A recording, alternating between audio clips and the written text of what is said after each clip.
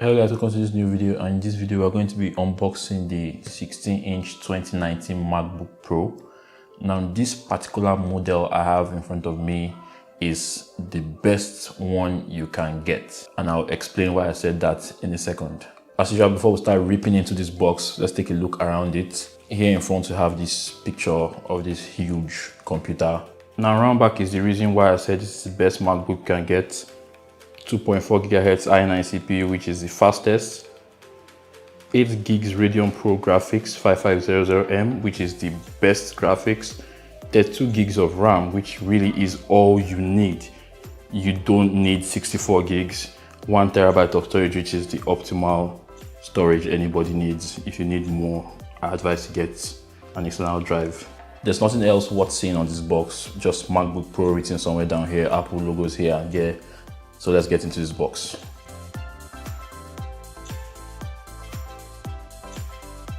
And there it is, the 16-inch 2019 MacBook Pro. Looks huge. Let's leave this out and place this to the side. In here we have this that says designed by Apple in California, and of course we have some literature in here and some stickers. Wow, space gray stickers. Now that's new. Love that touch. And here we have the 96 watts brick. Very nice, really fast charger. And finally, we have that Type-C to Type-C cable, really long one. And believe me, there's nothing else in this box. Now back to exactly why we're here. Let's take this plastic off. The footprint of the 16-inch 2019 MacBook Pro isn't that much bigger than the 15-inch one from last year or so. However, they've managed to design this new chassis that improves air circulation around the computer to solve the heating issues that were experienced in the older generation one, and at the same time install a larger 100 watt-hour battery, which is basically the biggest battery that you are legally allowed to carry onto an aeroplane. Now this is the silliest part of this video. Let's take a look at the ports we have on this computer. 2 Type-C ports here on the left, another 2 Type-C ports with headphones jack on the right, the end. Ooh.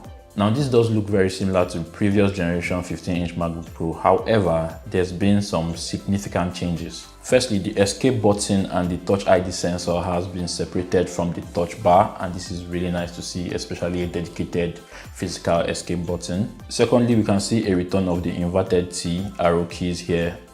The right and left buttons used to fill this area. And the most important one being that the keyboard is now a scissor switch keyboard and not the butterfly switch keyboard from the previous generations. This has a lot travel. In fact, it has 2 times as much travel compared to the butterfly switch from the previous generations, which means pressing the keys feels better. I also want to mention this huge trackpad. I mean, it covers almost half of the bottom area, which means it will be easy for you to locate. And as we all know, Apple makes the best trackpads, very precise tracking. If you're ever going to use a trackpad, I don't know why anybody would do that, just get a mouse. But if you're ever going to use a trackpad, it should be an Apple one.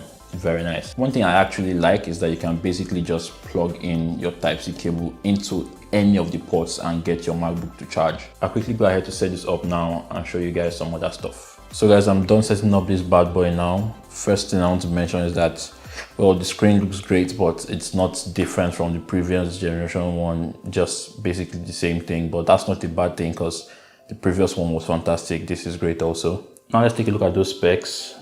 We go in here about this Mac. As you can see there, we have the MacBook Pro 2019 16-inch, 2.4 GHz, 8-core Intel Core i9, 32 gigs of memory, and graphics is the 8 gig dedicated AMD Radeon Pro 5500M. And I must say that the keyboard does feel very nice to type on, especially compared to the previous generation one. This one has a lot more travel and you get more feedback.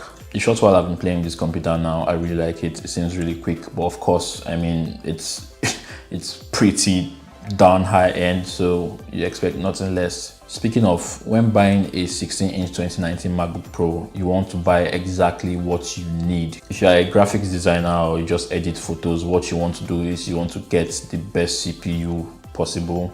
If you are into more intense stuff like video editing, especially if you are working with raw footage, just like I do with my Blackmagic Pocket Cinema camera here, you want to go for the best graphics card. If you just use your computer to browse the internet, check your mails, watch movies, you'll be crazy to pick up something like this. Just get the latest MacBook Air that also has a Retina display, so you'll be fine with that. Don't touch this. Anyways guys, that's been the video. I'm going to try this computer out more starting now. I'm actually going to edit this raw footage using DaVinci Resolve on this computer and see how it runs. Hopefully I'll be able to get out a full review on this computer. If you like this video, please give it a thumbs up. If you loved it, please subscribe, and I'll see you guys in the next one. Bye.